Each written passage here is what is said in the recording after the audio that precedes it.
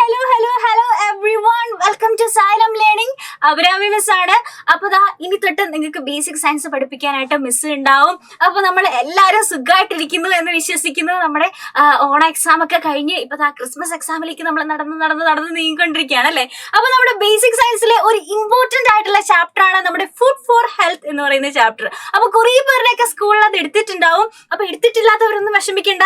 അപ്പൊ മിസ് ഒരു സീക്രട്ട് പറഞ്ഞുതരാം. ഇന്നത്തെ ഈ വീഡിയോയിൽ നമ്മൾ ഫുഡ് ഫോർ ഹെൽത്ത് എന്ന് പറയുന്ന ചാപ്റ്ററിൽ ഇമ്പോർട്ടന്റ് ആയിട്ടുള്ള എക്സാമിന് ചോദിക്കാൻ ചാൻസസ് ഉള്ള കുറച്ച് പോർഷൻസ് ആണ് ഡിസ്കസ് ചെയ്യാൻ പോകുന്നത്.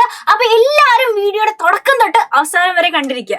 ഓക്കെ, അപ്പൊ നമ്മുടെ ഫുഡ് ഫോർ ഹെൽത്ത് എന്ന് പറയുമ്പോൾ ഫുഡ് എന്ന് പറയുമ്പോൾ തന്നെ ആദ്യം നമ്മുടെ മനസ്സിലേക്ക് എന്തിന്റെയെങ്കിലും ഒരു ചിത്രം ഓർമ്മ വന്നിട്ടുണ്ടാവും അല്ലെ. നിങ്ങൾക്ക് ഇഷ്ടമുള്ള ഏതെങ്കിലും ഒരു ഫുഡിന്റെ ഒരു ഇമേജ് നിങ്ങളുടെ മനസ്സിൽ ഇപ്പോൾ ഓർമ്മ വന്നിട്ടുണ്ടാവും. അങ്ങനെ ഓർമ്മ വന്നിട്ടില്ലാത്ത ഒരു 2 സെക്കൻഡ് ഒന്ന് കണ്ണടച്ചൊന്ന് ആലോചിച്ച് നോക്കിയാൽ മതി. നിങ്ങൾക്ക് ഇഷ്ടമുള്ള ഭക്ഷണം, ചിലർക്ക് ഇപ്പൊ എന്തെങ്കിലും നമ്മുടെ പിസ്സ, ബർഗർ, സാൻഡ്വിച്ച് അതുപോലുള്ള ഐറ്റംസ് ആയിരിക്കും ഇഷ്ടം. ഇനി ചിലർക്ക് അതല്ലാന്നുണ്ടെങ്കിൽ നല്ല സ്വീറ്റ് ആയിട്ടുള്ള നല്ല ഐസ്ക്രീംസ്, ഷേക്സ്, ജ്യൂസ് അതുപോലുള്ള ഐറ്റംസ് ആയിരിക്കും ഇഷ്ടം അല്ലെ. ഇനി അതെല്ലാം ഞങ്ങൾ ഹെൽത്തി ആയിട്ട് മാത്രമേ കഴിക്കുള്ളൂ മിസ്സേ എന്ന് പറയുന്നവർക്ക് വേണ്ടിയിട്ട് എന്തെങ്കിലും ഫ്രൂട്ട്സോ വെജിറ്റബിൾസോ അപ്പൊ ഹെൽത്തി ആയിട്ടുള്ള ടീംസ് ഉണ്ടാവും.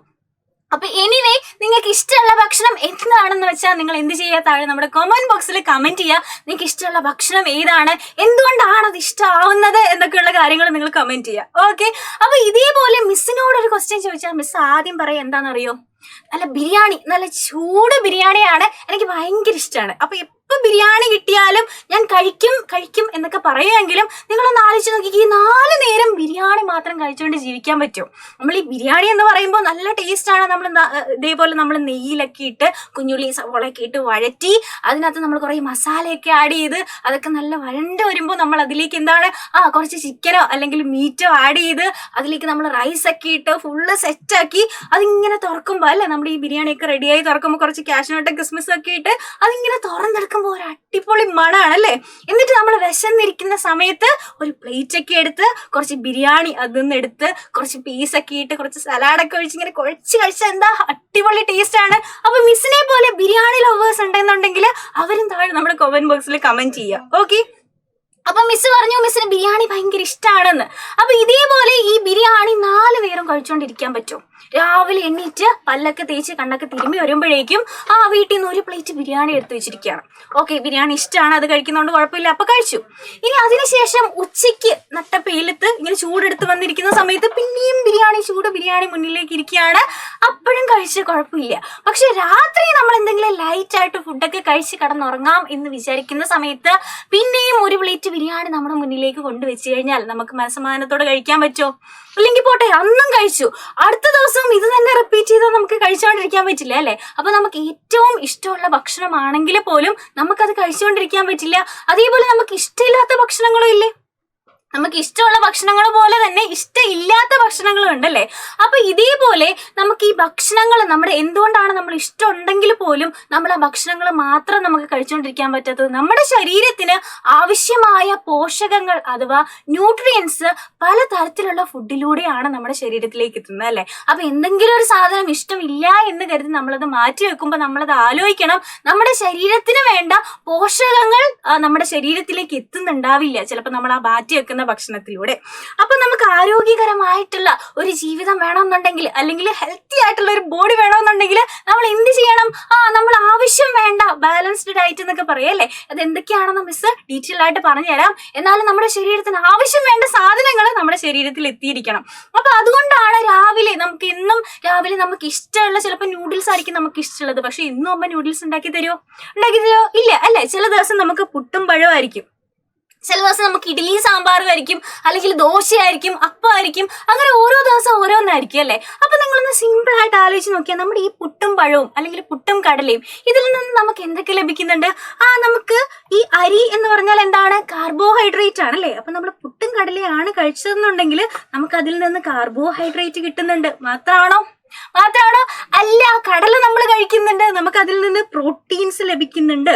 അപ്പൊ ഇതിലൂടെ നമ്മുടെ ശരീരത്തിൽ കാർബോഹൈഡ്രേറ്റ് കിട്ടി, പ്രോട്ടീൻസ് കിട്ടി. ഇനി ഉച്ചയ്ക്ക് നമ്മൾ ചോറും പലതരത്തിലുള്ള വെജിറ്റബിൾസും അല്ലെങ്കിൽ നമ്മൾ മീറ്റും ഫിഷും ഒക്കെ കഴിക്കുകയാണ്. ഇതിലൂടെയൊക്കെ നമ്മൾ കറികൾ ഉണ്ടാക്കുമ്പോൾ നമ്മൾ ഓയിൽ യൂസ് ചെയ്യും അല്ലേ. അപ്പൊ ഇതിലൂടെയൊക്കെ നമുക്ക് കാർബോഹൈഡ്രേറ്റും പ്രോട്ടീൻസും ഫാറ്റ്സും വൈറ്റമിൻസും മിനറൽസും ഒക്കെ ലഭിക്കുന്നുണ്ട് അല്ലേ. വൈറ്റമിൻസും മിനറൽസും ഒക്കെ നമുക്ക് നമ്മുടെ ശരീരത്തിലേക്ക് ലഭിക്കുന്നുണ്ട്. ഓക്കെ, അപ്പൊ രാത്രിയാണെന്നുണ്ടെങ്കിൽ നമ്മൾ ഇതുപോലെ ചപ്പാത്തിയും ചിക്കനും ഒക്കെ കഴിക്കും. അപ്പൊ അതിൽ നിന്ന് നമുക്ക് പ്രോട്ടീൻസ് ലഭിക്കും അല്ലെ. അപ്പൊ എന്തൊക്കെയാണ് നമ്മുടെ ശരീരത്തിൽ ആവശ്യമായിട്ടുള്ളത്? അപ്പൊ ഇതേപോലെ പലതരത്തിലുള്ള ഭക്ഷണങ്ങൾ നമ്മൾ കഴിക്കുന്നത് വഴി നമ്മുടെ ശരീരത്തിലേക്ക് കാർബോഹൈഡ്രേറ്റ് കിട്ടുന്നുണ്ട്. കാർബോഹൈഡ്രേറ്റ് മാത്രമാണോ? അല്ല, പ്രോട്ടീൻസ് കിട്ടുന്നുണ്ട്, അതുപോലെ തന്നെ ഫാറ്റ് കിട്ടുന്നുണ്ട്, വിറ്റമിൻസ് കിട്ടുന്നുണ്ട്, മിനറൽസ് കിട്ടുന്നുണ്ട്. ഈ ഇവരെല്ലാം എന്താണ്? നമ്മുടെ ശരീരത്തിന് ആവശ്യമായിട്ടുള്ള ആൾക്കാരാണ്. ഓക്കെ, അപ്പൊ ഇതേപോലെ നമ്മുടെ ശരീരത്തിന് ആവശ്യമായ എമൗണ്ടിൽ ആവശ്യമായ സാധനങ്ങൾ നമ്മുടെ ഡയറ്റിൽ ഇൻക്ലൂഡ് ചെയ്താലേ നമുക്ക് ഹെൽത്തി ആയിട്ട് വളരാൻ പറ്റുള്ളൂ അല്ലെ. അപ്പൊ ഇതിനെയാണ് നമ്മൾ ബാലൻസ്ഡ് ഡയറ്റ് എന്ന് പറയുന്നത്, അഥവാ സമീകൃത ആഹാരം എന്ന് പറയുന്നത്. അപ്പൊ നമ്മൾ നോക്കിക്കഴിഞ്ഞാൽ എല്ലാ ന്യൂട്രിയൻസും വെറുതെ ആണോ? ന്യൂട്രിയൻസ് എല്ലാം കൂടെ അങ്ങോട്ട് എടുത്ത് കഴിച്ചിട്ട് കാര്യമുണ്ടോ? ഇല്ല. ആയിട്ടുള്ള ക്വാണ്ടിറ്റിയില് എന്ന് പറഞ്ഞാൽ എന്താ? ആവശ്യമായുള്ള അളവില് അടങ്ങിയിരിക്കുന്ന ഭക്ഷണത്തിനെയാണ് നമ്മൾ എന്ത് പറയുന്നത്? സമീകൃത ആഹാരം അഥവാ ബാലൻസ്ഡ് ഡയറ്റ് എന്ന് പറയുന്നത്. അപ്പൊ ഇതേപോലെ ബാലൻസ്ഡ് ആയിട്ടുള്ള ഡയറ്റ് ഉണ്ടെന്നുണ്ടെങ്കിൽ മാത്രമേ നമുക്ക് ഹെൽത്തി ആവാൻ പറ്റുള്ളൂ. നേരത്തെ പറഞ്ഞ പോലെ സ്ട്രോങ് ആവാൻ പറ്റുള്ളൂ, അല്ലെങ്കിൽ നമുക്ക് വളർന്ന് വലിയ കുട്ടികളാവാൻ പറ്റുള്ളൂ. ഓക്കെ, അപ്പൊ ഇതേപോലെ നമുക്ക് ആവശ്യമായ എമൗണ്ടില് ഈ സാധനങ്ങൾ നമ്മുടെ ശരീരത്തിൽ എത്തുന്നില്ല എന്ന് വിചാരിച്ചോ. അങ്ങനെ എത്തുന്നില്ല എന്നുണ്ടെങ്കിൽ എന്ത് സംഭവിക്കും? ഇതൊന്നും കിട്ടുന്നില്ല. അപ്പൊ എന്താ? അവിടെ ഇല്ലായ്മയാണ് അല്ലെ. അപ്പൊ ഈ ഇല്ലായ്മയെ നമുക്ക് ഒരു ഓമന പേരിൽ വിളിക്കാം. എന്താ വിളിക്കുക? ഡെഫിഷ്യൻസി അഥവാ അപര്യാപ്തത. ഓക്കെ, അതിനെയാണ് നമ്മൾ ന്യൂട്രിയൻ ഡെഫിഷ്യൻസി. ഈ സാധനങ്ങളൊന്നും നമ്മുടെ ശരീരത്തിലേക്ക് കിട്ടുന്നില്ല അല്ലെ. അപ്പൊ നമ്മൾ ഇഷ്ടമില്ലാത്ത ഭക്ഷണമാണെന്ന് പറഞ്ഞ് നമ്മളത് മാറ്റി വെക്കും തോറും ഇവിടെ എന്ത് സംഭവിക്കും? അതിന്റെ ഡെഫിഷ്യൻസി ഉണ്ടാവും. അങ്ങനെ ഡെഫിഷ്യൻസി ഉണ്ടായാൽ എന്താ സംഭവിക്കുക? നമുക്ക് വളരാൻ പറ്റില്ല അല്ലെ. റിട്ടാർഡേഷൻ ഓഫ് ഗ്രോത്ത് അഥവാ ശരീര വളർച്ച മുരടിക്കുന്ന അവസ്ഥയിലേക്ക് എത്തുന്നു. അങ്ങനെ ശരീര വളർച്ച മുരടിക്കുന്ന അവസ്ഥ മാത്രമല്ല, നമുക്ക് ഒത്തിരി അസുഖങ്ങൾ ഇതുവഴി ഉണ്ടാവുന്നുണ്ട്. അപ്പൊ ഏതൊക്കെയാണ് ഈ ഡെഫിഷ്യൻസി മൂലം അല്ലെങ്കിൽ ഈ ന്യൂട്രിയൻസ് നമ്മുടെ ശരീരത്തിലേക്ക് എത്താത്തത് മൂലം എന്തൊക്കെ അസുഖങ്ങളാണ് നമ്മുടെ ശരീരത്തിൽ വരിക എന്നുള്ളത് നമുക്ക് നോക്കാം. അതിൽ തന്നെ ഫസ്റ്റ് നമുക്ക് നോക്കാനുള്ള ഇമ്പോർട്ടന്റ് ആയിട്ടുള്ള ഡിസീസ് ആണ് ക്വാഷിയോർക്കർ. അപ്പൊ എന്താണ് ഈ ക്വാഷിയോർക്കർ? അതായത് നിങ്ങൾ കണ്ടിട്ടുണ്ടാവും, നമ്മുടെ ഈ സോമാലിയ പോലുള്ള രാജ്യങ്ങളിൽ കുറേ അധികം കുട്ടികളുടെ ചിത്രങ്ങൾ നിങ്ങൾ കണ്ടിട്ടുണ്ടാവും അല്ലെ. അതായത് കൈയും കാലും ഒക്കെ ഭയങ്കരമായിട്ട് മെലിഞ്ഞ് വയറൊക്കെ പുറത്തേക്ക് ചാടി അവർക്ക് ഭയങ്കര ക്ഷീണമായിരിക്കും, നിസ്സഹായമായിട്ടുള്ള കണ്ണുകളൊക്കെ ആയിട്ട് കുറേ കുട്ടികൾ ഇതേപോലെ കുട്ടികളെ നിങ്ങൾ കണ്ടിട്ടുണ്ടാവും. അപ്പൊ ഈ കുട്ടികൾക്കുള്ള അസുഖമാണ് ക്വാഷിയോർക്കർ എന്ന് പറയുന്നത്. അപ്പോൾ നമ്മൾ പല രീതിയിൽ നമ്മൾ ഒത്തിരി ഭക്ഷണം കഴിച്ചാലും നമ്മുടെ വയറ് പുറത്തേക്ക് ചാടും അല്ലെ. പക്ഷെ ഇത് അങ്ങനെയല്ല. ന്യൂട്രിയൻ ഡെഫിഷ്യൻസി മൂലം ഏത് ന്യൂട്രിയന്റ് ആണ് ഇവിടെ ഡെഫിഷ്യന്റ് ആയിരിക്കുന്നത്? ഇവിടെ ഇവർക്ക് പ്രോട്ടീൻ ആണ്. ഓക്കെ, പ്രോട്ടീന്റെ ഡെഫിഷ്യൻസി മൂലമാണ് ക്വാഷിയോർക്കർ ഉണ്ടാകുന്നത്.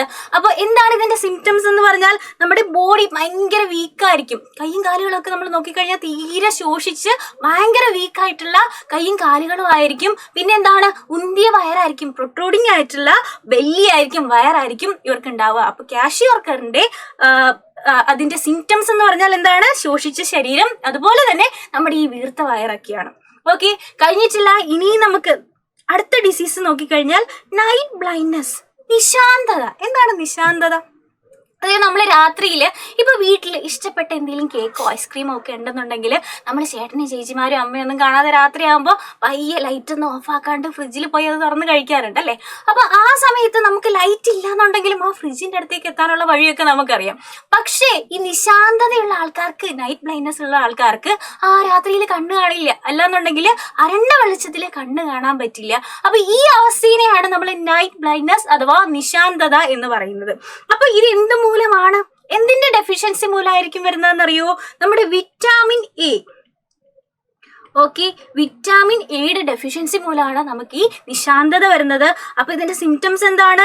Difficulty to see in dim light. അരണ്ട വെളിച്ചത്തിൽ നമുക്ക് കാണാൻ പറ്റില്ല, അല്ലെങ്കിൽ ഡിം ലൈറ്റിൽ മങ്ങിയ പ്രകാശത്തിൽ കാണാൻ സാധിക്കാത്ത ആ ഒരു അവസ്ഥയാണ് നമ്മൾ നിശാന്തത എന്ന് പറയുന്നത്.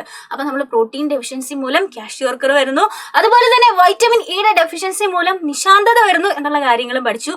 കഴിഞ്ഞിട്ടില്ല, ഇനിയും ഉണ്ട്. അടുത്ത അസുഖമാണ് നമ്മുടെ വായ്പുണ്ണെന്നൊക്കെ പറയല്ലേ. നിങ്ങൾക്കൊക്കെ വന്നിട്ടുണ്ടാവും. നമ്മുടെ വായിൽ ചെറിയ ഇതേപോലെയുള്ള കുരുക്കൾ പോലെ വന്നിട്ട് ഭയങ്കര വേദനയായിരിക്കും. ചിലപ്പോൾ ഒരാഴ്ചയോളം വേദനയായിരിക്കും. നമുക്ക് ഭക്ഷണം ചവയ്ക്കാൻ പറ്റില്ല, സംസാരിക്കാൻ പറ്റില്ല. അപ്പോഴെല്ലാം എന്താ ഇതേപോലെയുള്ള വായിൽ ചെറിയ വ്രണങ്ങൾ വരും അല്ലെ. ഇത് എന്ത് മൂലമാണ് വരുന്നതെന്നറിയോ? വൈറ്റമിൻ ബിയുടെ ഡെഫിഷ്യൻസി മൂലമാണ്.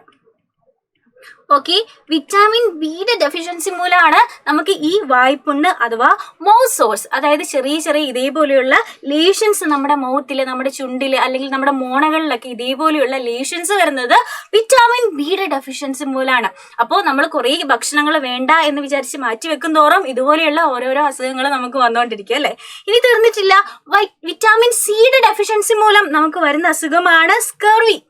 ഓക്കെ, എന്താണ് സ്കർവി എന്ന് പറഞ്ഞാൽ നമ്മുടെ ഈ മോണകളൊക്കെ ഇതേപോലെയുള്ള പഴുപ്പുകൾ അല്ലെങ്കിൽ അതിൽ നിന്നൊക്കെ ബ്ലീഡിങ്, അതിൽ നിന്നൊക്കെ ചോര വരുന്നു, പഴുപ്പും അതുപോലെയുള്ള രക്തസ്രാവവും വരുന്ന ഒരവസ്ഥയാണ് നമ്മൾ സ്കർവി എന്ന് പറയുന്നത് വിറ്റാമിൻ സിയുടെ ഡെഫിഷ്യൻസി മൂലം. ഓക്കെ, വിറ്റാമിൻ സിയുടെ ഡെഫിഷ്യൻസി മൂലമാണ് എന്താ സംഭവിക്കുന്നത്? നമുക്ക് ഇതേപോലെയുള്ള സ്കർവി പോലെയുള്ള അസുഖങ്ങൾ സംഭവിക്കുന്നത്. കഴിഞ്ഞിട്ടില്ല, നമ്മുടെ ലിസ്റ്റിൽ ഇനിയുമുണ്ട് ആൾക്കാർ.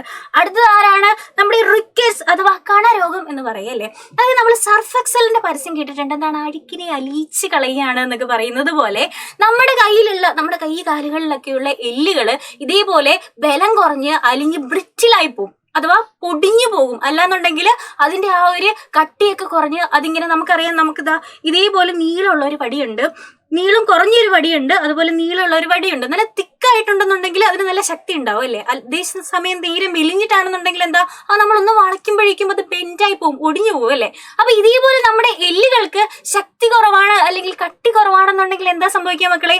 അത് ഒടിഞ്ഞു പോകും അല്ലേ. ഇതേപോലെ നമ്മുടെ വിറ്റമിൻ ഡിയുടെ ഡെഫിഷ്യൻസി മൂലം നമുക്കുണ്ടാവുന്ന അസുഖമാണ് നമ്മുടെ റിക്കറ്റ് എന്ന് പറയുന്ന അസുഖം. അതുമൂലം എന്താ സംഭവിക്കുക? നമ്മുടെ എല്ലുകളുടെ ബോൺസ് ബിക്കം ബ്രിറ്റിൽ, എല്ലുകളുടെ ആ ഒരു ഖനം കുറഞ്ഞ് അത് വളഞ്ഞു പോകുന്ന അവസ്ഥയാണ് നമ്മൾ എന്ത് പറയുന്നത്? നമ്മുടെ റിക്കറ്റ്സ് എന്ന് പറയുന്നത്. ഓക്കെ, കഴിഞ്ഞിട്ടില്ല. നെക്സ്റ്റ് അടുത്ത അസുഖമാണ് നമ്മുടെ അനീമിയ. എന്താണ് അനീമിയ? വിളർച്ച എന്നൊക്കെ പറയല്ലേ. നമ്മുടെ രക്തക്കുറവ് മൂലം അല്ലെങ്കിൽ രക്തത്തിൽ ഹീമോഗ്ലോബിന്റെ അളവ് കുറവ് മൂലം നമുക്ക് വരുന്നതാണ്. ഈ ചെറിയ കുട്ടികൾക്ക്, നിങ്ങളുടെ പ്രായത്തിലുള്ള അഡോളസൻസ് ഏജിലുള്ള കുട്ടികൾക്ക് തലകറക്കം, അതല്ലാന്നുണ്ടെങ്കിൽ ഭയങ്കര മുഖത്തൊക്കെ ഇങ്ങനെ വിളർച്ചയൊക്കെ വരുന്നതിന് കാരണം എന്താണ്? ഈ പറഞ്ഞതുപോലെ നമ്മുടെ അയണിന്റെ ഡെഫിഷ്യൻസി. ഓക്കെ, അയണിന്റെ ഡെഫിഷ്യൻസി മൂലം, ഇരുമ്പിന്റെ ഡെഫിഷ്യൻസി മൂലമാണ് നമുക്ക് അനീമിയ അഥവാ വിളർച്ച ഉണ്ടാവുന്നത്. നമുക്ക് സ്കൂളുകളിൽ നിന്നൊക്കെ അയൺ ടാബ്ലറ്റ്സ് തരാറുണ്ട് അല്ലെ. എന്തിനു വേണ്ടിയിട്ടാണ്? ഇതേപോലെയുള്ള വിളർച്ച അനീമിയ ഒന്നും വരാതിരിക്കാൻ വേണ്ടിയിട്ടാണ് സ്കൂളുകളിൽ നിന്ന് നമുക്ക് ഇതേപോലെ അയൺ ടാബ്ലറ്റ്സ് തരുന്നത്. ചില ബിരുദന്മാർ അതൊന്നും കഴിക്കാതെ വയറുവേദനയാണ് അല്ലെങ്കിൽ തലവേദനയാണെന്നൊക്കെ പറഞ്ഞ് മാറി നിൽക്കും. പക്ഷെ അങ്ങനെ ചെയ്യാൻ പാടില്ല. കാരണം എന്താ? നമുക്ക് ബ്ലഡ് ഉണ്ടാവണം. ബ്ലഡ് ഉണ്ടായാലാണ് ഇതേപോലെ ഹീമോഗ്ലോബിന്റെ അളവൊക്കെ ഹെൽത്തി ആയിട്ടുണ്ടെന്നുണ്ടെങ്കിലാണ് നമുക്ക് ഓക്സിജൻ ക്യാരി ചെയ്യാൻ പറ്റുന്നത്, നമ്മുടെ ശരീരത്തിലേക്ക് ആവശ്യമായിട്ടുള്ള ഓക്സിജൻ എത്തുന്നതൊക്കെ അല്ലേ. അത് ഇല്ലാന്നുണ്ടെങ്കിൽ നമുക്ക് എന്താ, അയ്യോ അമ്മ എന്ന് പറഞ്ഞ് തലയൊക്കെ കറങ്ങി വീഴും. അതേപോലെ കുറെ ഹെൽത്ത് ഇഷ്യൂസ് ഉണ്ട്. അപ്പോ അയണിന്റെ ഡെഫിഷ്യൻസി മൂലം നമുക്ക് ഉണ്ടാവുന്ന അസുഖമാണ് എന്ത്? Anaemia. Okay, lack of blood അല്ലെങ്കിൽ വിളർച്ച, പെയിൽനെസ് ഒക്കെയാണ് ഇതിന്റെ സിംറ്റംസ് എന്ന് പറയുന്നത്. അടുത്ത അസുഖമാണ് നമ്മുടെ ഗോയിറ്റർ. ഗോയിറ്റർ നിങ്ങൾ കണ്ടിട്ടുണ്ടാവും. നമ്മുടെ ഈ തൈറോയ്ഡ് ഗ്ലാൻഡ് ഇതേപോലെ എക്സോഫ്താൽമിക് ഗോയിറ്റർ എന്നൊക്കെ പറയുന്നത് ഇതേപോലെ പുറത്തേക്ക് ഇങ്ങനെ തള്ളി നിൽക്കുക അല്ലേ. അപ്പൊ ഇതെന്തുകൊണ്ടാണെന്ന് അറിയോ? അയഡിന്റെ ഡെഫിഷ്യൻസി മൂലമാണ്. Deficiency of iodine. അയഡിന്റെ ഡെഫിഷ്യൻസി മൂലം ഉണ്ടാവുന്ന അസുഖമാണ് നമ്മുടെ ഗോയിറ്റർ എന്ന് പറയുന്നത്. നമ്മുടെ തൊണ്ടയിൽ ഇതേപോലെ മുഴ പോലെ, സ്വെല്ലിംഗ് ഓഫ് ത്രോട്ട്, ഇതിനൊക്കെ കാരണമാകുന്നതാണ് ഈ ഗോയിറ്റർ എന്ന് പറയുന്നത്.